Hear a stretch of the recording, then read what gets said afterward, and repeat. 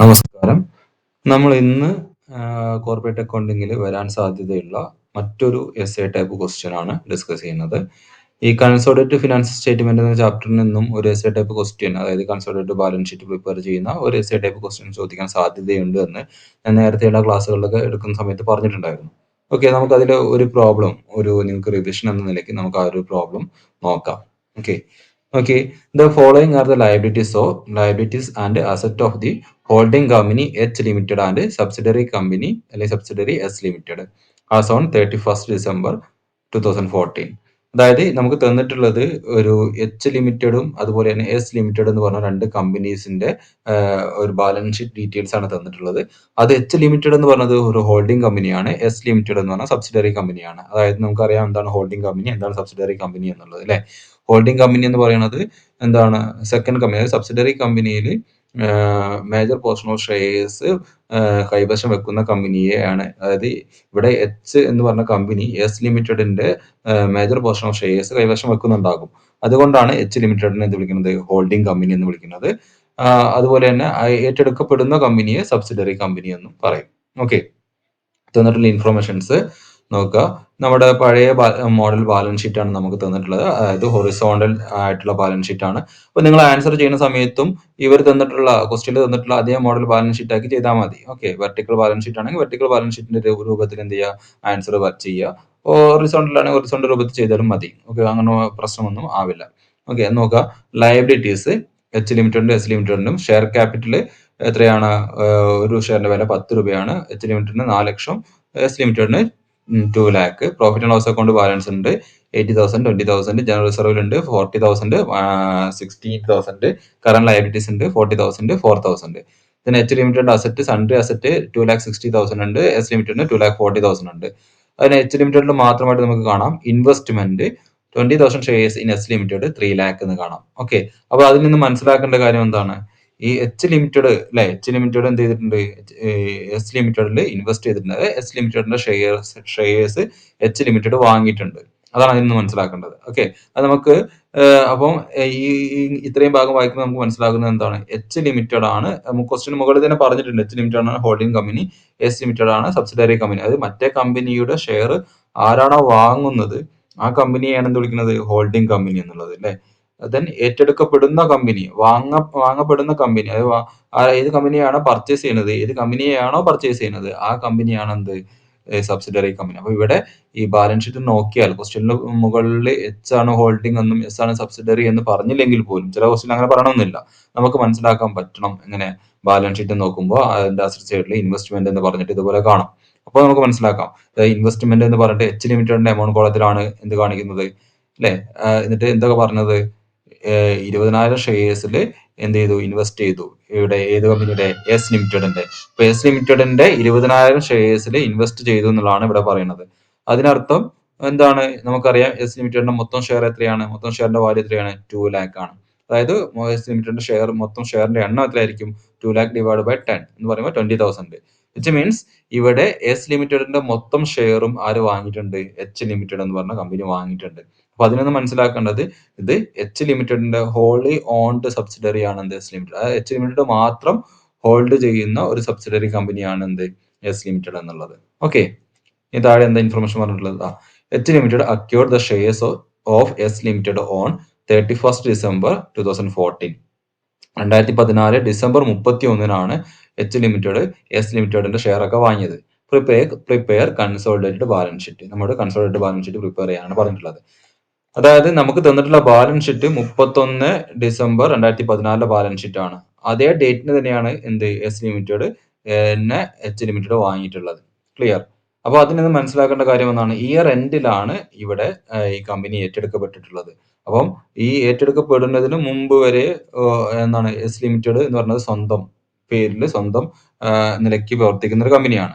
Okay, ഏറ്റെടുക്കപ്പെടുന്നത് December 31. Okay, അപ്പൊ ഏറ്റെടുക്കപ്പെടുന്നത് വരെ S limited എന്ന് പറഞ്ഞ കമ്പനി ഉണ്ടാക്കിയിട്ടുള്ള പ്രോഫിറ്റും ജനറൽ റിസർവ് എല്ലാം എന്താണ്, എസ് ലിമിറ്റഡ് മാത്രമാണ്. ക്ലിയർ. ഇനി നമുക്ക് ഈ ഒരു പ്രോബ്ലം എങ്ങനെ ചെയ്യേണ്ടത് എന്നുള്ളത് നമ്മൾ നേരത്തെ ക്ലാസ്സുകൾ പറഞ്ഞിട്ടുണ്ടായിരുന്നു. ഒന്നും കൂടി ഒരു റിവിഷൻ എന്ന നിലയ്ക്ക് ഞാൻ ആ ഭാഗങ്ങൾ, ആ സ്റ്റെപ്സ് ഒന്ന് പറയാം. ഒരു കൺസോളിഡേറ്റഡ് ഫിനാൻസ് സ്റ്റേറ്റ് പ്രിപ്പയർ ചെയ്യുന്ന സമയത്ത് ഏറ്റവും ആദ്യം നമ്മൾ സ്റ്റെപ്പ് 1 എന്താണ് computation of holding and minority ratios compute ചെയ്യുക എന്നുള്ളതാണ്. അതായത് ഹോൾഡിംഗ് കമ്പനി എത്ര ഷെയർസ് സബ്സിഡറി കമ്പനിയിൽ വാങ്ങിയിട്ടുണ്ട്. For example holding company subsidiary കമ്പനിയുടെ 70% ഷെയറാണ് വാങ്ങിയിട്ടുള്ളെങ്കിൽ 70:30 ആണെന്ത് 30 ആണെന്ത് അവിടെ ഹോൾഡിംഗ് ആൻഡ് മൈനോറിറ്റി റേഷ്യോ എന്ന് പറയുന്നത്. ഓക്കെ, ഈ പ്രോബ്ലത്തിൽ നമുക്ക് നോക്കുകയാണെങ്കിൽ നമുക്ക് മനസ്സിലാകും ഇവിടെ സബ്സിഡറി കമ്പനിയുടെ 20,000 ഷെയർസ് ആര് വാങ്ങിയിട്ടുണ്ട്, ഹോൾഡിംഗ് കമ്പനി വാങ്ങിയിട്ടുണ്ട്. സബ്സിഡറി കമ്പനിയിൽ ആകെ ഉള്ള ഷെയറിന്റെ എണ്ണം എത്രയാണ്, 20,000 ആണ്. അപ്പൊ ഇവിടെ ഹോൾഡിംഗ് ആൻഡ് മൈനോറിറ്റി റേഷ്യോ എന്ന് പറയുമ്പോൾ ഈ കേസിൽ ഈ പ്രോബ്ലത്തിൽ മൈനോറിറ്റി ഇല്ല. കാരണം എന്താണ്, 20,000 ഷെയർ ഉണ്ട്. ആ 20,000 ഷെയർ ആര് വാങ്ങിയിട്ടുണ്ട്, എച്ച് ലിമിറ്റഡ് വാങ്ങിയിട്ടുണ്ട്. അപ്പൊ ഇവിടെ ഹോൾഡിംഗ് ആൻഡ് മൈനോറിറ്റി റേഷ്യോ പറയുന്ന സമയത്ത് 100-0 എന്നായിരിക്കും. കാരണം 100% ആരുടെ കയ്യിൽ തന്നെയാണ്, ഹോൾഡിംഗ് കമ്പനിയുടെ കയ്യിൽ തന്നെയാണ് ഇത് സബ്സിഡറി കമ്പനിയുടെ ഫുൾ ഷെയർസ്. ഓക്കെ, അടുത്ത സ്റ്റെപ്പ് എന്ന് പറഞ്ഞാൽ എന്താണ്, ascertaining capital profit. Capital profit കണ്ടുപിടിക്കുക എന്നുള്ളതാണ്. ക്യാപിറ്റൽ പ്രോഫിറ്റ് എന്ന് പറഞ്ഞാൽ എന്താന്നുള്ളത് ആദ്യം പറയാം. ക്യാപിറ്റൽ പ്രോഫിറ്റ് എന്ന് പറഞ്ഞിട്ടുണ്ടെങ്കിൽ നമ്മളൊരു ക്വസ്റ്റ്യൻ കിട്ടി കഴിഞ്ഞിട്ടുണ്ടെങ്കിൽ ഇതുപോലെ എഴുതുക. എന്താണ്, ആ ക്വസ്റ്റ്യനിൽ നിന്ന് അക്വിസിഷൻ ഡേറ്റ് ഏതാന്ന് വെച്ചാൽ ആ ഡേറ്റ് എഴുതുക. ഓക്കെ, അതുപോലെ തന്നെ നമ്മുടെ ബാലൻസ് നമ്മുടെ ഫിനാൻഷ്യൽ ഇയറിന്റെ സ്റ്റാർട്ടിംഗ് ഡേറ്റ് ഏതാന്ന് വെച്ചാൽ അത് എഴുതുക. ഓക്കെ, അതുപോലെ തന്നെ ഫിനാൻഷ്യൽ ഇയറിന്റെ ക്ലോസിംഗ് ഡേറ്റ് എഴുതുക. ദെൻ ഫിനാൻഷ്യൽ ഇയറിന്റെ സ്റ്റാർട്ടിംഗ് ഡേറ്റ് മുതൽ അക്വിസിഷൻ ഡേറ്റ് വരെ ആ ബിസിനസ് ഏൺ ചെയ്യുന്ന പ്രോഫിറ്റിനെ വിളിക്കുന്ന പേരാണ് ക്യാപിറ്റൽ പ്രോഫിറ്റ് എന്ന് പറയുന്നത്. അതുപോലെ തന്നെ അക്വിസിഷൻ ഡേറ്റ് മുതൽ ക്ലോസിംഗ് ഡേറ്റ് വരെയുള്ള ആ ഒരു പീരീഡിൽ ആ ബിസിനസ് ഏൺ ചെയ്യുന്ന പ്രോഫിറ്റിനെ വിളിക്കുന്ന പേരാണ് റവന്യൂ പ്രോഫിറ്റ് എന്ന് പറയുന്നത്. ഓക്കെ, നമ്മൾ നേരത്തെ ക്ലാസ് പറഞ്ഞിട്ടുണ്ടായിരുന്നു. അപ്പൊ ഈ അപ്പൊ ഈ ക്യാപിറ്റൽ പ്രോഫിറ്റിൽ എന്തെല്ലാം ഉൾപ്പെടുത്താം, അതിന് ഏതൊക്കെയാണ് ഉൾപ്പെടുത്താം എന്ന് പറഞ്ഞാൽ capital reserve, general reserve, any reserve fund, share premium, profit and loss അക്കൗണ്ടിന്റെ credit balance, then profit accrued till the acquisition date വരെയുള്ള ആ ഒരു കാലഘട്ടത്തിൽ ഏൺ ചെയ്തിട്ടുള്ള പ്രോഫിറ്റ് ഉണ്ടെങ്കിൽ അതിൽ നിന്നും ബോണസ് എന്തെങ്കിലും ഉണ്ടെങ്കിൽ മൈനസ് ചെയ്യണം. Then any information available from adjustment, അതായത് ബോണസിനെ കുറിച്ചുള്ള ഇൻഫർമേഷൻസ്, അതായത് bonus share issued from capital profit എന്ന് പറഞ്ഞിട്ട് ഒരു ക്വസ്റ്റ്യനിൽ ചിലപ്പോൾ കാണാം. അങ്ങനെ എന്തെങ്കിലും ഉണ്ടെങ്കിൽ അത് മൈനസ് ചെയ്യുക. അതുപോലെ തന്നെ എന്താണ്, if you find out dividend declared out of capital പ്രോഫിറ്റിൽ നിന്നും ഡിവിഡൻഡ് ഡിക്ലെയർ ചെയ്തു എന്ന് ക്വസ്റ്റ്യനിൽ പറയുകയാണെങ്കിൽ അത് എന്ത് ചെയ്യണം, അത് മൈനസ് ചെയ്യണം. അപ്പൊ അതുപോലെ തന്നെ നേരെ ഓപ്പോസിറ്റ്. ഓക്കെ, അപ്പൊ ഈ ഒരു കാര്യത്തിനകത്ത് ചെയ്യണം എന്നാണ് പറഞ്ഞിട്ടുള്ളത്. അപ്പോൾ ഈ ഒരു പ്രോബ്ലത്തിൽ അത്രയും വലിയ അഡ്ജസ്റ്റ്മെന്റുകളൊന്നും വരുന്നില്ല. നമുക്ക് പ്രോബ്ലത്തേക്ക് നോക്കിയാൽ തന്നെ മനസ്സിലാകും എന്താണ്, അക്യൂർ ചെയ്തത് 31 ഡിസംബർ 2014 അപ്പോൾ ഈ പ്രോബ്ലം ബാലൻസ് ഷീറ്റ് പ്രിപ്പയർ ചെയ്യുന്ന ഡേറ്റ് 31 ഡിസംബർ 2014 ആകുമ്പോൾ ഇതിന്റെ ഓപ്പണിംഗ് ഡേറ്റ് ഏതായിരിക്കും, ജനുവരി 1, 2014 ആയിരിക്കും അല്ലെ. അപ്പൊ ജനുവരി 1, 2014 മുതൽ, അതായത് എന്താണ്, opening date to acquisition date വരെ ആ ബിസിനസ് ഏൺ ചെയ്യുന്ന പ്രോഫിറ്റിനെ വിളിക്കുന്ന പേരാണ് എന്ത്, ക്യാപിറ്റൽ പ്രോഫിറ്റ് എന്ന് പറയുന്നത് അല്ലെ. ദെൻ അക്വിസിഷൻ ഡേറ്റ് മുതൽ ക്ലോസിംഗ് ഡേറ്റ് വരെ. അപ്പോൾ ഓപ്പണിംഗ് ഡേറ്റ് എന്താണ്, ജനുവരി 1, 2014, ക്ലോസിംഗ് ഡേറ്റ് ഡിസംബർ 31, 2014 ആണ്. അപ്പോൾ ക്ലോസിംഗ് ഡേറ്റും അക്വിസിഷൻ ഡേറ്റും സെയിം ആകുമ്പോൾ എന്താണ്, ആ ബിസിനസ് അവിടെ എന്തുണ്ടാക്കുന്നില്ല, റവന്യൂ പ്രോഫിറ്റ് ഉണ്ടാക്കുന്നില്ല എന്നാണ് മനസ്സിലാക്കേണ്ടത്. അതായത് ക്ലോസിംഗ് ഡേറ്റും അക്വിസിഷൻ ഡേറ്റും സെയിം ആകുന്ന സമയത്ത് ആ ബിസിനസ്സിൽ എന്താണ്, ആ ഇയറിൽ എന്തുണ്ടാകുന്നില്ല, റവന്യൂ പ്രോഫിറ്റ് ഉണ്ടാകുന്നില്ല. എപ്പോഴാണ് റവന്യൂ പ്രോഫിറ്റ് ഉണ്ടാവുക എന്ന് വെച്ചിട്ടുണ്ടെങ്കിൽ ഓപ്പണിംഗ് ഡേറ്റ് ക്ലോസിംഗ് ഡേറ്റിനും ഇൻ ബിറ്റ്വീൻ ആണ് അക്വിസിഷൻ നടക്കുന്നതെങ്കിൽ അപ്പോഴായിരിക്കും എന്തുണ്ടാവുക, അവിടെ ഒരു റവന്യൂ പ്രോഫിറ്റ് ഉണ്ടാവുക. ഓക്കെ,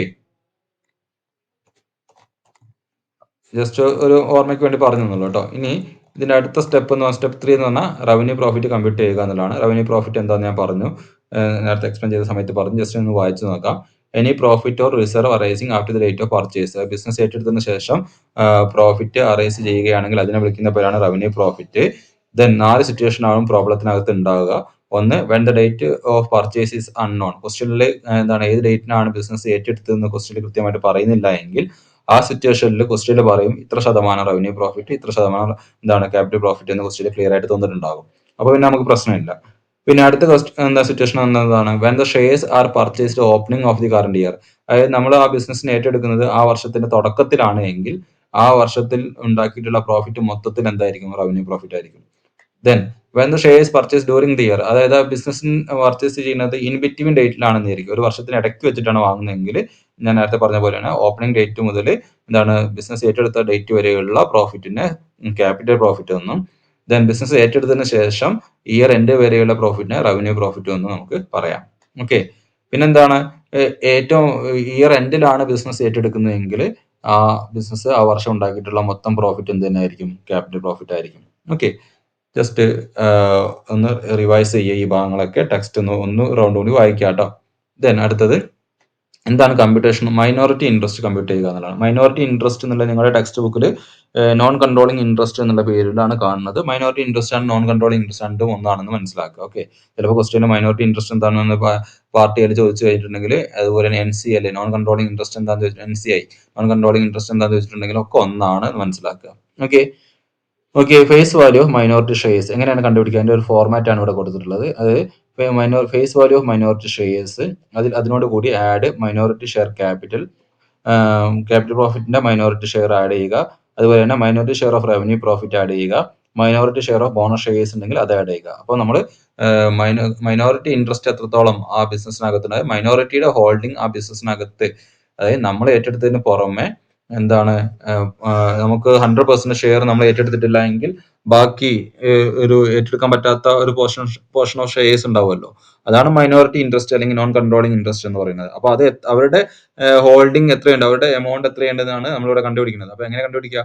അവരുടെ ഷെയറിന്റെ വില, അതിനോട് കൂടി എന്താണ് അവർക്ക് അവകാശപ്പെട്ടിട്ടുള്ള ക്യാപിറ്റൽ പ്രോഫിറ്റിന്റെ പോർഷൻ, അവർക്ക് അവകാശപ്പെട്ടിട്ടുള്ള റവന്യൂ പ്രോഫിറ്റിന്റെ പോർഷൻ, അവർക്ക് അവകാശപ്പെട്ടിട്ടുള്ള ബോണസ് ഷെയറിന്റെ പോർഷൻസ്, ഇതെല്ലാം എന്ത് ചെയ്യുക, ആഡ് ചെയ്യുമ്പോൾ നമുക്ക് എന്ത് കിട്ടും? മൈനോറിറ്റി ഇൻട്രസ്റ്റ് കിട്ടും. ചിലപ്പോൾ അതിൽ നിന്ന് നമുക്ക് എന്താണ് അവരുടെ റവന്യൂ ലോസും അതുപോലെ തന്നെ ക്യാപിറ്റൽ ലോസും അവരിൽ നിന്ന് മൈനസ് ചെയ്യേണ്ട ഭാഗമുണ്ട്. ലോസ് ഉണ്ടെങ്കിൽ, പ്രോഫിറ്റ് ഉണ്ടെങ്കിൽ ആഡ് ചെയ്യുന്ന പോലെ തന്നെ ലോസ് ഉണ്ടെങ്കിൽ എന്ത് ചെയ്യണം? മൈനസ് ചെയ്യണം. അത് നമ്മൾ ചെയ്യുക. ബാക്കി കിട്ടുന്ന ആൻസർ ആയിരിക്കും എന്ത്?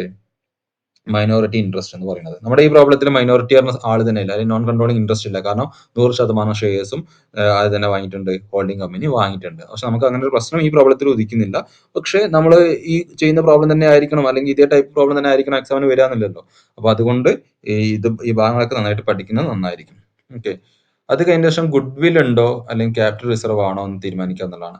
അതായത് ഗുഡ് വിൽ എപ്പോഴാണ് ഉണ്ടാവുക? നമ്മൾ ഹോൾഡിംഗ് കമ്പനി സബ്സിഡറി കമ്പനി ഏറ്റെടുക്കുന്നത് ആ സബ്സിഡറി കമ്പനിയുടെ നിന്ന് ലഭിക്കുന്ന ബെനിഫിറ്റിനേക്കാൾ കൂടുതൽ എമൗണ്ട് നൽകിയിട്ടാണെങ്കിൽ അതെന്താണ്? ഗുഡ് വിൽ ആണ്, അല്ലെങ്കിൽ അതിനെ ക്യാപിറ്റൽ റിസർവ് അല്ലെങ്കിൽ എന്ന് പറയും. അപ്പോൾ ഇതിനെ ബാർഗെയിൻ പർച്ചേസ് എന്നുള്ള, ഗെയിൻ ഓൺ ബാർഗെയിൻ പർച്ചേസ് എന്നുള്ള പേരിലും നിങ്ങൾ ടെക്സ്റ്റ് ബുക്കിനകത്ത് കാണാം. ഓക്കെ. അപ്പൊ അത് ഒരു പാർട്ട് 2 അല്ലെങ്കിൽ പാർട്ട് A ക്വസ്റ്റ്യന് വേണ്ടിയിട്ട് 2 മാർക്കിന്റെ ക്വസ്റ്റ്യന് വേണ്ടി എന്താണ് ഗെയിൻ ഓൺ ബാർഗെയിൻ പർച്ചേസ് എന്നുള്ളത് ഒന്ന് ഒരു തിയറി പഠിച്ചു വെച്ചോളൂ കേട്ടോ. അപ്പൊ ഇതെങ്ങനെയാണ് ഗുഡ് വിൽ ആണോ ക്യാപിറ്റൽ റിസർവ് ആണോ എന്ന് മനസ്സിലാക്കുക? അതിന് ഇതേപോലെ ഒരു ഫോർമാറ്റ് ഉണ്ട്. അതായത് നമ്മുടെ amount paid by the holding company to subsidiary company, എത്ര എമൗണ്ട് ആണ് ഹോൾഡിംഗ് കമ്പനി സബ്സിഡറി കമ്പനി ഏറ്റെടുക്കാൻ വേണ്ടിയിട്ട് നൽകിയിട്ടുള്ളത്, അതിനോട് കൂടി എന്താണ് ഹോൾഡിംഗ് കമ്പനിയുടെ ഷെയർ ഓഫ് ക്യാപിറ്റൽ ലോസ് ഉണ്ടെങ്കിൽ എന്ത് ചെയ്യുക? മൈനസ് ചെയ്യുക. Okay. Then less add holding company share of capital loss, holding കമ്പനിക്ക് എന്താണ് ക്യാപിറ്റൽ ലോസ് എന്തിന്റെ ഷെയർ എന്തെങ്കിലും ഉണ്ടെങ്കിൽ എന്ത് ചെയ്യുക? അത് ആഡ് ചെയ്യുക. സബ്സിഡറി കമ്പനിയെ ഏറ്റെടുക്കുന്നതിന്റെ ഭാഗമായിട്ട് capital loss shareholding company വഹിക്കേണ്ടി വന്നിട്ടുണ്ടെങ്കിൽ അത് ആഡ് ചെയ്യുക എന്ന് പറഞ്ഞത്. ഓക്കെ.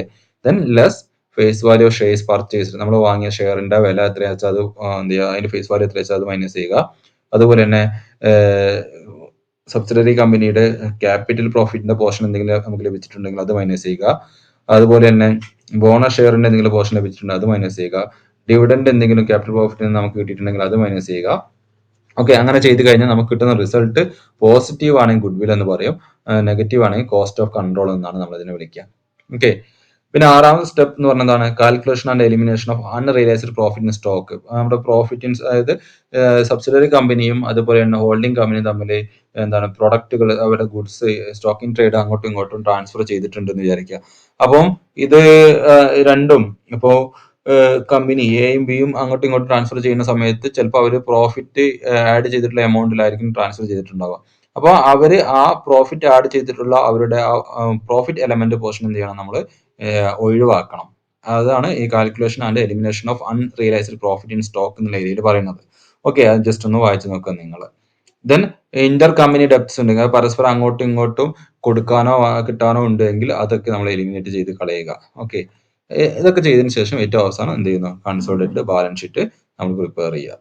ഇത്രയോ വളരെ സിമ്പിൾ ആണ്. ഈ സ്റ്റെപ്സ് കൃത്യമായിട്ട് 8 സ്റ്റെപ്സ് കൃത്യമായിട്ട് നിങ്ങൾ വായിച്ച് മനസ്സിലാക്കുകയാണെങ്കിൽ അതേ സ്റ്റെപ്സിന്റെ ഓർഡറിൽ തന്നെ പ്രോബ്ലം ചെയ്യാൻ ശ്രമിച്ചു കഴിഞ്ഞാൽ വളരെ ഈസി ആയിട്ട് നിങ്ങൾക്ക് 10 മാർക്ക് നേടാൻ പറ്റുന്ന ഒന്നാണ് ഈ കൺസോളിഡേറ്റഡ് ഫിനാൻഷ്യൽ സ്റ്റേറ്റ്മെന്റിന്റെ ബാലൻസ് ഷീറ്റ് പ്രിപ്പറേഷൻ എന്ന് പറയുന്നത്.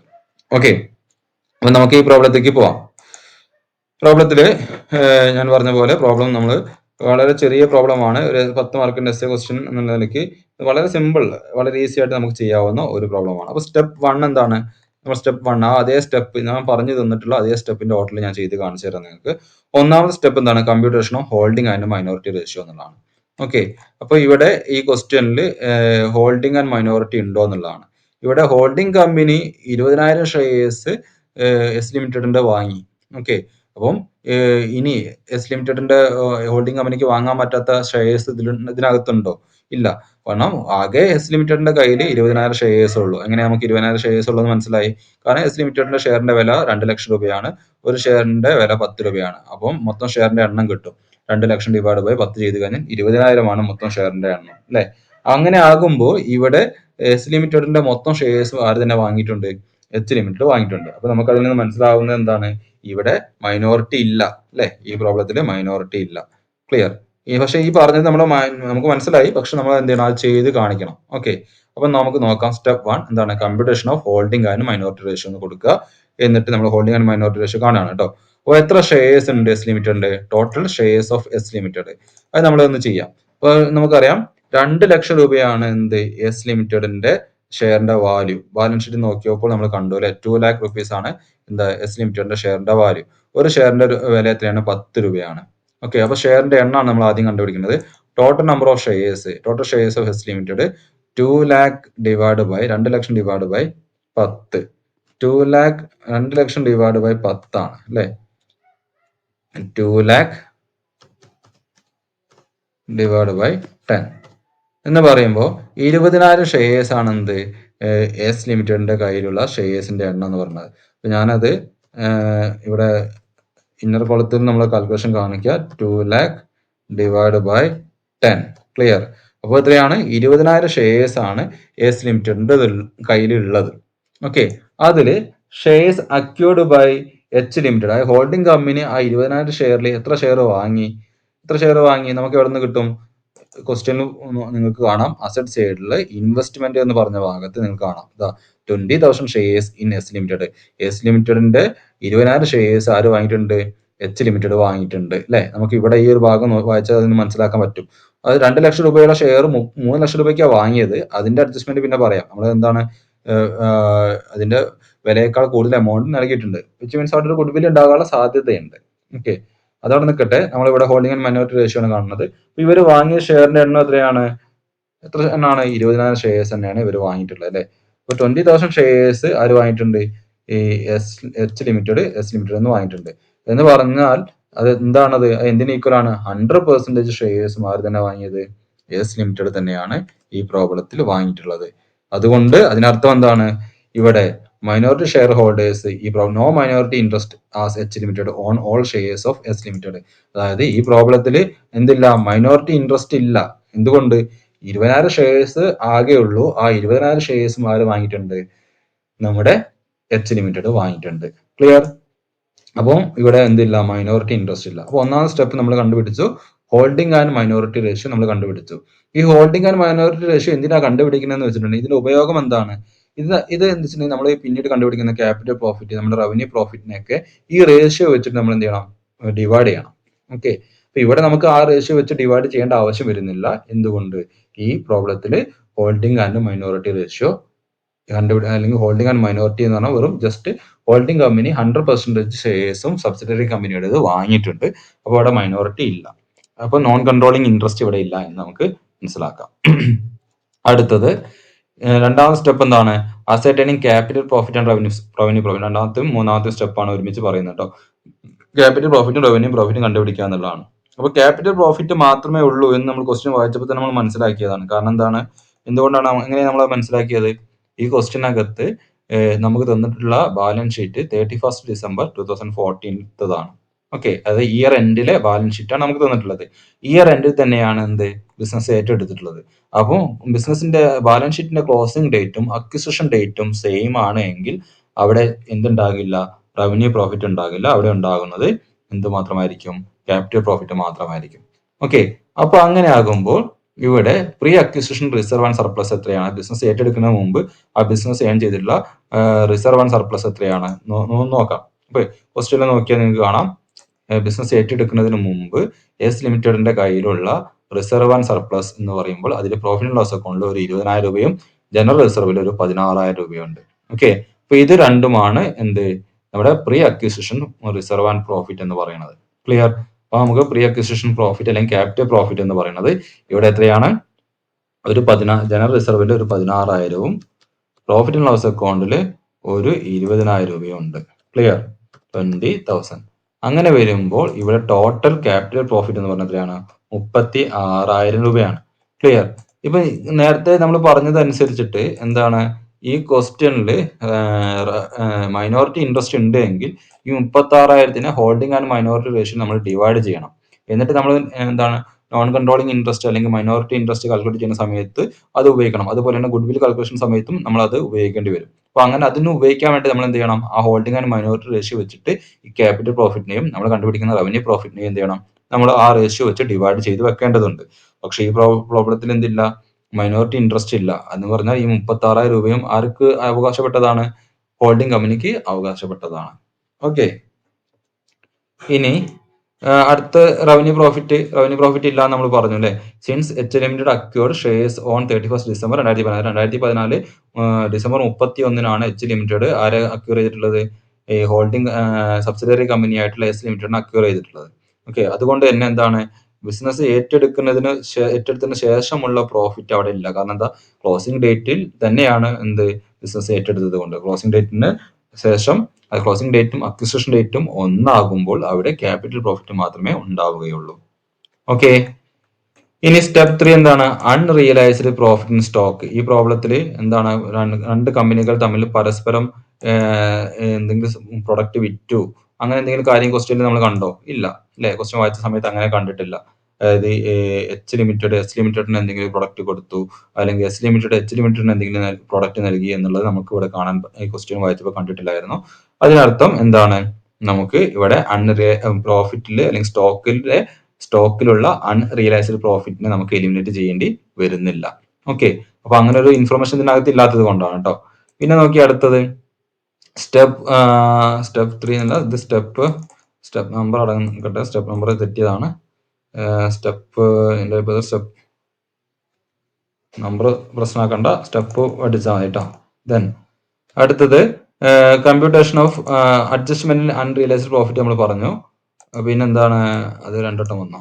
ഓക്കെ, പിന്നെ അടുത്ത സ്റ്റെപ്പിൽ എന്താണ്? ഗുഡ്വിൽ കമ്പ്യൂട്ട് ചെയ്യുക. ഗുഡ്വിൽ അല്ലെങ്കിൽ ക്യാപിറ്റൽ റിസർവ് ആണോ നോക്കുക എന്നുള്ളതാണ്. നോക്കുന്ന സമയത്ത് ഇവിടെ ഗുഡ്വിൽ ആണ് എന്ന് നമുക്ക് മനസ്സിലാവും. നമുക്ക് നോക്കാം. നമ്മൾ ആദ്യം തന്നെ നോക്കിയാണ്. അപ്പോൾ എസ് ലിമിറ്റഡിനെ ഏറ്റെടുക്കുവാൻ വേണ്ടിയിട്ട് എച്ച് ലിമിറ്റഡ് എത്ര രൂപ ചെലവാക്കി? എവിടെ നിന്ന് കിട്ടും? നമുക്ക് ബാലൻസ് ഷീറ്റിൽ നിന്ന് കിട്ടും അല്ലെ. അസറ്റ് സൈഡിൽ investment 20,000 shares in S limited 3 lakh എന്ന് കണ്ടു. അപ്പം എസ് ലിമിറ്റഡിനെ ഏറ്റെടുക്കാൻ വേണ്ടിയിട്ട് എച്ച് ലിമിറ്റഡ് 3 ലക്ഷം രൂപ നൽകിയിട്ടുണ്ട്. ക്ലിയർ? അപ്പൊ നമ്മൾ അതാണ് ഇവിടെ എഴുതുന്നത് അല്ലെ. Amount paid by H limited for shares of S limited എത്രയാണ് നൽകിയിട്ടുള്ളത്? 3 lakh, 3 ലക്ഷം രൂപ. ക്ലിയർ? ലെസ് അതിൽ നിന്നും നമ്മൾ എന്ത് ചെയ്യണം? Face value of shares acquired. നമ്മൾ വാങ്ങിയിട്ടുള്ള ഷെയറിന്റെ ഫേസ് വാല്യൂ എത്രയാണ്? 2 ലക്ഷം അല്ലേ. കാരണം 20,000 ഷെയർ ആണ് വാങ്ങിയിട്ടുള്ളത്. ഒരു ഷെയറിന്റെ വില എത്രയാണ്?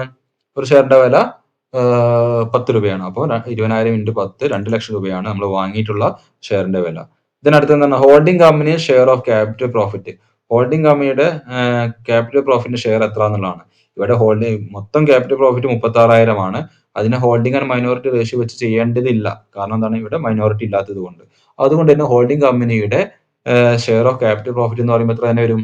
ആ 36,000 തന്നെ വരും അല്ലെ. അത് നമുക്ക് മൈനസ് ചെയ്യാനുള്ളതാണ്. അപ്പം മൈനസ് ചെയ്യുക. എത്രയാണ്? 36,000, 36,000. ക്ലിയർ? ഇനി അതുപോലെ എന്താണ് റവന്യൂ പ്രോഫിറ്റ് ഉണ്ടെങ്കിലൊക്കെ നമുക്ക് മൈനസ് ചെയ്യാവുന്ന. അപ്പൊ നമുക്ക് ഇത്രയേ ഉള്ളൂ ഈ ക്വസ്റ്റ്യനകത്ത്. അപ്പൊ 3 ലക്ഷത്തിൽ നിന്നും 2,36,000 മൈനസ് ചെയ്ത് കഴിഞ്ഞാൽ ബാക്കി വരുന്ന എമൗണ്ട് പോസിറ്റീവ്, അതായത് നമുക്ക് ഈ കിട്ടുന്ന ഫൈനൽ ആൻസർ പോസിറ്റീവ് ആണ് എങ്കിൽ അതെന്താണ്? അവിടെ ഉണ്ടായിട്ടുള്ളത് ഗുഡ്വിൽ ആണ്. ഓക്കെ, 36,000. അപ്പോൾ 64,000 വരുന്നു. അപ്പോൾ ഇവിടെ എന്താണ്? ആൻസർ പോസിറ്റീവ് ആയതുകൊണ്ട് ഈ 64,000 എന്ന് പറഞ്ഞാൽ എന്താണ്? നമ്മുടെ ഈ പ്രോബ്ലത്തിൽ ഗുഡ്വിൽ ആണ്. ക്ലിയർ? ഗുഡ്വിൽ എത്രയുണ്ട്? 64,000. പിന്നെ അതുപോലെ തന്നെ അൺറിയലൈസ്ഡ് പ്രോഫിറ്റ് എന്തെങ്കിലും ഉണ്ടെങ്കിൽ നമുക്ക് അത് ഇന്റർ കമ്പനി ഡെപ്റ്റ്സ് ഉണ്ടെങ്കിൽ അതൊക്കെ നമുക്ക് ഇവിടെ എലിമിനേറ്റ് ചെയ്യണമെന്നാണ് പറഞ്ഞിട്ടുള്ളത്. ഇപ്പൊ ഇന്റർ കമ്പനി ട്രാൻസാക്ഷൻസിന്റെ ഭാഗമായിട്ട് അൺറിയസ്ഡ് പ്രോഫിറ്റോ ഇന്റർ കമ്പനി ഡെപ്റ്റ്സോ അങ്ങനെ ഒന്നും ഈ പ്രോബ്ലത്തിൽ ഇല്ല. അപ്പൊ നമുക്ക് ഇത്രയേ ഇവിടെ ചെയ്യാനുള്ളൂ. എന്ത്? ഗുഡ് വിൽ കാൽക്കുലേഷൻ മാത്രം. നോൺ കൺട്രോളിംഗ് ഇൻട്രസ്റ്റ് അല്ലെങ്കിൽ മൈനോറിറ്റി ഇൻട്രസ്റ്റിന്റെ കാൽക്കുലേഷൻ ഈ പ്രോബ്ലത്തിൽ വരുന്നില്ല. എന്തുകൊണ്ട് വരാത്തത്? ഇവിടെ മൈനോറിറ്റി ഇൻട്രസ്റ്റ് ഇല്ല. ഓക്കെ, അപ്പൊ ഇത്രയേ ഉള്ളൂ. നമുക്ക് വളരെ സിമ്പിൾ ചെറിയൊരു പ്രോബ്ലം ആണ് ഇത്. പക്ഷേ 10 മാർക്കാണ് നിങ്ങൾക്ക് എസ്ഐക്ക് ഈ ക്വസ്റ്റ്യൻ ഉള്ളത്. മനസ്സിലാക്കുക. അപ്പൊ ഇനി എങ്ങനെയാണ് കൺസോളിഡേറ്റഡ് ബാലൻസ് ഷീറ്റ് പ്രിപ്പയർ ചെയ്യുക എന്ന് നോക്കാം. ഓക്കെ, അപ്പൊ കൺസോളിഡേറ്റഡ് ബാലൻസ് ഷീറ്റ് പ്രിപ്പയർ ചെയ്യുന്ന സമയത്ത് ഞാൻ പറഞ്ഞു നമുക്ക് ക്വസ്റ്റ്യനിൽ ഏത് ഫോർമാറ്റ് ആണോ തന്നിട്ടുള്ളത് അതേ ഫോർമാറ്റ് തന്നെ നിങ്ങൾ എന്ത് ചെയ്താൽ മതി? ആൻസർ വരച്ചാൽ മതി. എന്നാൽ നമുക്ക് ഇത് തെറ്റില്ല. അല്ലെങ്കിൽ നമ്മൾ സ്വന്തമായിട്ട് ഫോർമാറ്റ് ഒക്കെ ഉണ്ടാക്കാം. അല്ലെങ്കിൽ എന്താണ് നമ്മൾ ഹൊറിസോണ്ടൽ ബാലൻസ് ഷീറ്റിനെ വെർട്ടിക്കൽ ബാലൻസ് ഷീറ്റ് ഒക്കെ ആക്കുന്ന സമയത്ത് അതിന്റെ ഒരു ഫോർമാറ്റ് നമുക്ക് ഓർമ്മയിൽ ഉണ്ടാവണം. അങ്ങനെ ആവുമെങ്കിൽ അങ്ങനെ ചെയ്യുക. അതിനേക്കാളൊക്കെ എന്താണ് തെറ്റിക്കാതിരിക്കാൻ നല്ലത് എന്താണോ ക്വസ്റ്റ്യനിൽ തന്നിട്ടുള്ള ഫോർമാറ്റ് അതേ ഫോർമാറ്റിൽ തന്നെ നിങ്ങൾ കൺസോളിഡേറ്റഡ് ബാലൻസ് ഷീറ്റ് വരച്ചാൽ മതി. ഓക്കെ, അപ്പൊ കൺസോളിഡേറ്റഡ് ബാലൻസ് ഷീറ്റ് വരയ്ക്കുമ്പോൾ ഇനി രണ്ട് എമൗണ്ട് കോളം ഉണ്ടാവോ? ഉണ്ടാവില്ല. കാരണം എന്താണ്? ഇവിടെ ഏറ്റെടുക്കപ്പെടുന്ന കമ്പനി എച്ച് ലിമിറ്റഡിന്റെ കയ്യിൽ നിന്ന് കിട്ടിയിട്ടുള്ള അവർക്ക് അവകാശപ്പെട്ടിട്ടുള്ളതും കൂടി കാണിച്ചുകൊണ്ടുള്ള ഒരു ബാലൻസ് ഷീറ്റ് ഇവരുടെ പ്രിപ്പയർ ചെയ്യാണ്. അതുകൊണ്ടാണ് അതിനെന്ത് വിളിക്കുന്നത്? കൺസോളിഡേറ്റഡ് ബാലൻസ് ഷീറ്റ് എന്ന് പറയുന്നത്. ഓക്കെ, അതായത് ഏറ്റെടുക്കപ്പെടുന്ന എസ് ലിമിറ്റഡിൽ അവർക്ക് ഏറ്റെടുക്കപ്പെടുന്ന കമ്പനി ആയിട്ടുള്ള എച്ച് ലിമിറ്റഡിന് അവകാശപ്പെട്ടിട്ടുള്ള പോർഷൻസും കൂടി ആഡ് ചെയ്തിട്ട് ഒരു ബാലൻസ് ഷീറ്റ് പ്രിപ്പയർ ചെയ്യുന്നു. ക്ലിയർ? അപ്പൊ ഇവിടെ ഷെയർ ക്യാപിറ്റൽ എടുക്കുന്ന സമയത്ത് എന്ത് ചെയ്യേണ്ട ആവശ്യമില്ല. നമ്മൾ എച്ച് ലിമിറ്റഡിന്റെ ഷെയർ ക്യാപിറ്റൽ മാത്രം കാണിച്ചാൽ മതി. കൺസോളിഡേറ്റഡ് ബാലൻസ് ഷീറ്റിൽ എന്താണ് എസ് ലിമിറ്റഡിന്റെയും കൺസോളിഡേഷൻ എന്ന് പറയുമ്പോൾ രണ്ടും കൂടി ക്ലബ് ചെയ്യല്ലേ എന്ന് വിചാരിച്ചിട്ട് എന്താണ് ഈ ഒരു 4 ലക്ഷവും ഈ 2 ലക്ഷവും കൂട്ടി എഴുതരുത്. ക്ലിയർ? അങ്ങനെ കൺസോളിഡേറ്റ് ചെയ്യരുത്. നമ്മൾ ആ ഏറ്റെടുക്കപ്പെടുന്ന കമ്പനിയുടെ ഈ 2 ലക്ഷത്തിന്റെ എഫക്ട് നമ്മൾ ഇതിനകത്ത് ഇൻഡയറക്ട്ലി ഉൾക്കൊള്ളിക്കുന്നുണ്ട്. എങ്ങനെയാണ്? മൈനോറിറ്റി ഇൻട്രസ്റ്റും ക്യാപിറ്റൽ പ്രോഫിറ്റ് എന്നൊക്കെ പറഞ്ഞിട്ട് നമ്മൾ അതിനെ ഇൻഡയറക്ട്ലി ഉൾക്കൊള്ളിക്കുന്നുണ്ട്. അതുപോലെ തന്നെ ഗുഡ് വിൽ എന്നൊക്കെ പറഞ്ഞിട്ട്. നേരിട്ട് നമ്മൾ ഇതിനെ പ്ലസ് ചെയ്യണ്ട. ഓക്കെ, ശ്രദ്ധിക്കണം അത് കേട്ടോ. അപ്പം ഇവിടെ ഷെയർ ക്യാപിറ്റൽ എത്രയാണ്? ഷെയർ ക്യാപിറ്റൽ 4 lakh ആണ് ഉള്ളത് അല്ലെ? 4 lakh അല്ലേ?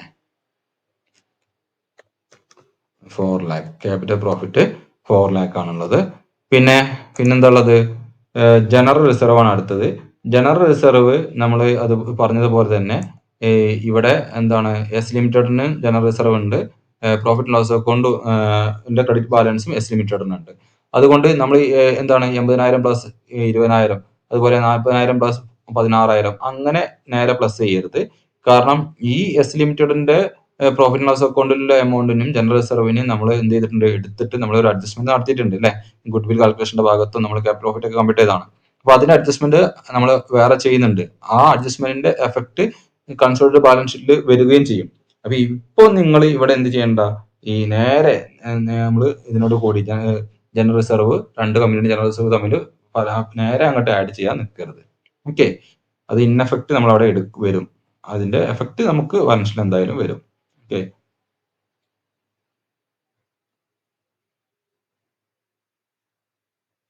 അതായത് എസ് ലിമിറ്റഡിന്റെ ജനറൽ റിസർവ് എന്ന് പറയുന്നത് ക്യാപിറ്റൽ പ്രോഫിറ്റ് ആണ്. ആ ക്യാപിറ്റൽ പ്രോഫിറ്റിന്റെ അഡ്ജസ്റ്റ്മെന്റ് നമ്മുടെ ഗുഡ് വില്ലിന്റെ കാൽക്കുലേഷന്റെ ഭാഗത്ത് വരും. അത് നമ്മുടെ ബാലൻസ് ഷീറ്റിലെ ആ അഡ്ജസ്റ്റ്മെന്റ് അവിടെ വരും. ഓക്കെ, പക്ഷെ ഇത് റവന്യൂ പ്രോഫിറ്റ് ആണെന്ന് വിചാരിച്ചോളൂ. റവന്യൂ പ്രോഫിറ്റ് ആണെങ്കിൽ നമുക്ക് ഇതിനോട് കൂടി പ്ലസ് ചെയ്യുകയും ചെയ്യാം കേട്ടോ. അതായത് ഈ 20,000 ഒരു 15,000 രൂപ റവന്യൂ പ്രോഫിറ്റ് ആണെന്ന് വിചാരിച്ചോളൂ. അപ്പൊ നമുക്ക് 80,000 പ്ലസ് 15,000 ആഡ് ചെയ്യാം. ക്ലിയർ? ക്യാപിറ്റൽ പ്രോഫിറ്റ് ആണ് ഇത് 100%. അതുകൊണ്ടാണ് നമ്മൾ ഇതിനെ നേരിട്ട് ആഡ് ചെയ്യാത്തത്. ഓക്കെ, അത്രയും ഭാഗം നിങ്ങൾ ഓർമ്മയിൽ ഉണ്ടാവണം പറഞ്ഞ കാര്യങ്ങൾ പ്രോബ്ലം ചെയ്യുന്ന സമയത്ത്. ഇവിടെ ജനറൽ റിസർവ് എത്രയുള്ളത്? എച്ച് ലിമിറ്റഡിന്റെ മാത്രമാണ് എടുക്കേണ്ടത്. 40,000 അല്ലെ? എഴുതുക 40,000 40,000. പിന്നെ പ്രോഫിറ്റ് ആൻഡ് ലോസ് അക്കൗണ്ട് ഉണ്ട്. പ്രോഫിറ്റ് ലോസ് അക്കൗണ്ടിൽ അത് ഞാൻ പറഞ്ഞ പോലെ ആദ്യം മാത്രമേ എടുക്കാൻ പറ്റുള്ളൂ. എച്ച് ലിമിറ്റഡിന് മാത്രമേ എടുക്കാൻ പറ്റുള്ളൂ. കാരണം ഇത് ക്യാപിറ്റൽ പ്രോഫിറ്റ് ആണ് എച്ച് ലിമിറ്റഡിന്റെ. അപ്പോൾ ക്യാപിറ്റൽ പ്രോഫിറ്റിന്റെ അഡ്ജസ്റ്റ്മെന്റ് നമുക്ക് ഇതിലൂടെ വരുന്നുണ്ട്. നമുക്ക് നമ്മുടെ ഗുഡ് വിൽ കാൽക്കുലേഷന്റെ ഭാഗത്തിലൂടെ അതിന്റെ അഡ്ജസ്റ്റ്മെന്റ് നമ്മൾ ബാലൻസ് ഷീറ്റിലേക്ക് എത്തിക്കുന്നുണ്ട്. അതുകൊണ്ട് നമ്മൾ ഇവിടെ നേരെ ആഡ് ചെയ്തെടുക്കണ്ട. ക്ലിയർ?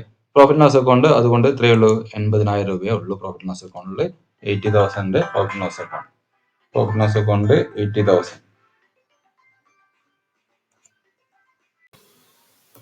ഓക്കെ, ഇനി പ്രോഫിറ്റ് ആൻഡ് ലോസ് അക്കൗണ്ടിൽ എത്രയുള്ളത്? പ്രോഫിറ്റ് ലോസ് അക്കൗണ്ടിൽ 80,000 അല്ലേ? 80,000 റുപ്പീസ് ആണ് അല്ലേ? അതായത് 80,000. Okay, profit loss account 80,000. Then current liabilities ഉണ്ട്. കറണ്ട് ലയബിലിറ്റീസ് നോക്കുന്ന സമയത്ത് രണ്ടും കൂടി പ്ലസ് ചെയ്യാം കേട്ടോ. കറണ്ട് ലയബിലിറ്റീസും അതുപോലെ അസറ്റുകളൊക്കെ നമുക്ക് പ്ലസ് ചെയ്യാവുന്നതാണ്. കാരണം അതിന്റെ ഈ എഫക്റ്റ് നമ്മൾ വേറെ രീതിയിൽ കൊണ്ടുവരുന്നില്ലല്ലോ. അതുകൊണ്ട് നമുക്ക് അതിനെ പ്ലസ് ചെയ്യാം. അപ്പൊ 40,000 പ്ലസ് 4,000 എത്രയാ? 44,000 വരും. Current liabilities 44,000. ക്ലിയർ? ഇനി അസറ്റ് സൈഡിലേക്ക് പോവാം. സൺഡ്രി അസറ്റ് ഇതുപോലെ തന്നെ. സൺഡ്രി അസറ്റ് എത്രയുണ്ട്? 2,60,000 2,40,000 ആണുള്ളത്. രണ്ടും കൂടി പ്ലസ് ചെയ്യാം. അപ്പൊ വരുന്നത് എത്രയാ? 2,60,000 പ്ലസ് 2,40,000. 2,60,000 plus 2,60,000 plus 2,40,000. 5 ലക്ഷം അല്ലേ? അങ്ങനെ കണക്ക് ചെയ്താൽ മതി. 5 ലക്ഷം വരും. ഇനി ഗുഡ്വില്ല് നമ്മൾ വർക്കിനോട്ട് പോയി കണ്ടെത്തിയിട്ടുണ്ട്. ഗുഡ്വില്ല് എത്ര വരുന്നത്? ഗുഡ്വില്ല് നമ്മൾ നേരത്തെ കണ്ടെത്തി വെച്ചിട്ടുണ്ടായിരുന്നു. ഗുഡ്വില്ല് വരുന്നത് എത്രയായിരുന്നു? ഗുഡ്വില്ല് കാൽക്കുലേഷൻ നമ്മൾ കണ്ടെത്തിയതാണല്ലോ. ഗുഡ്വില്ല് വരുന്നത് 64,000 ആണ് ഗുഡ്വില്ല് വരുന്നത്. 64,000 ഗുഡ്വില്ല് നമ്മൾ കണ്ടെത്തി വെച്ചിട്ടുണ്ട്. 64,000 64,000. ക്ലിയർ? അപ്പോൾ നമ്മൾ ചെയ്തത് ശരിയാണ് എങ്കിൽ നമ്മുടെ അസറ്റും ലയബിലിറ്റീസും സൈഡും എന്താവും? ടാലി ആവും. നമുക്ക് നോക്കാം ടാലി ആണോ എന്നുള്ളത്. അപ്പൊ അസറ്റ് സൈഡിൽ 5 ലക്ഷം പ്ലസ് 64,000 5,64,000 വരും അല്ലെ? 5,64,000. അത് തന്നെ ലയബിലിറ്റി സൈഡ് വന്നു കഴിഞ്ഞാൽ നമ്മൾ ചെയ്തത് ശരിയാണെന്ന് നമുക്ക് തീരുമാനിക്കാം. ഓക്കെ. അപ്പോൾ നമുക്ക് 4 ലക്ഷം പ്ലസ് 40,000 4,40,000 4,20,000 4,20,000 പ്ലസ് 44,000 യെസ് അല്ലെ? 5,64,000 വന്നു. ക്ലിയർ? അപ്പോൾ വളരെ സിമ്പിൾ ആണ് ഇത്തരം കൺസോളിഡേറ്റഡ് ബാലൻസ് ഷീറ്റിന്റെ പ്രോബ്ലം ചെയ്യാൻ എന്ന് പറയുന്നത്. നമുക്ക് മനസ്സിലാവേണ്ട കാര്യം ആ സ്റ്റെപ്സ് കൃത്യമായിട്ട് നമുക്ക് ഫോളോ ചെയ്യാൻ പറ്റണം എന്നുള്ളതാണ്. നമുക്ക് ആദ്യം എന്ത് ചെയ്യുക? Holding and minority ratio compute ചെയ്യുക, ക്യാപിറ്റൽ പ്രോഫിറ്റ് തിരിച്ചറിയാൻ പറ്റുക, റവന്യൂ പ്രോഫിറ്റ് എന്താണ് കമ്പ്യൂട്ട് ചെയ്യാൻ പറ്റണം. അതുപോലെ തന്നെ മൈനോറിറ്റി ഇൻട്രസ്റ്റ്, ഗുഡ്വിൽ കാൽക്കുലേഷൻ അല്ലെങ്കിൽ ഗെയിൻ ഓൺ ബാർഗെയിൻ പർച്ചേസ് അതിന്റെ കാൽക്കുലേഷൻ നമുക്ക് ചെയ്യാൻ പറ്റണം. ഈ 6ഉം 7ഉം സ്റ്റെപ്പ് ഒരു എംകോം സ്റ്റുഡൻസിനെ സംബന്ധിച്ചുള്ള അവർക്കൊക്കെ ചോദിക്കുള്ളൂ. നമ്മൾ ബികോം സ്റ്റുഡൻസിന് 6ഉം 7 സ്റ്റെപ്പിൽ ഐറ്റംസ് ഉണ്ടാവാൻ സാധ്യതയില്ല. അപ്പോൾ 1 മുതൽ 5 വരെയുള്ള ഐറ്റംസിന്റെ കാൽക്കുലേഷൻസ് ഒക്കെ നമുക്ക് നന്നായിട്ട് മനസ്സിലാവുകയാണെങ്കിൽ വളരെ ഈസി ആയിട്ട് നിങ്ങൾക്ക് 10 mark consolidated balance sheet prepare ചെയ്തുകൊണ്ട് നിങ്ങൾക്ക് നേടാൻ പറ്റും. ഓക്കെ.